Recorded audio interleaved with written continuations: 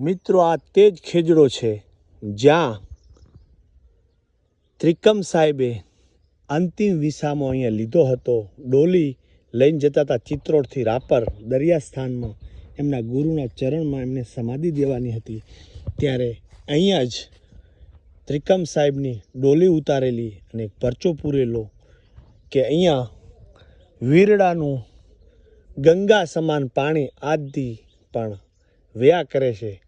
તો આ જે ખેરડા નીચે એમની સમાધિ રાખેલી અને પરચો પૂરેલો, ત્યારથી એ ઝરણું ગંગા સમાન આજ કાયમી માટે વ્યા કરે છે. કોઈ પણ એમાં નાય ભભૂત લગાડી એમની આશ્રમમાંથી લઈ આવી તો આજ પણ ચામડીના રોગો મટી જાય છે. તો આ જે ખેજડો છે તે ત્રિકમ સાહેબનું સાક્ષી છે.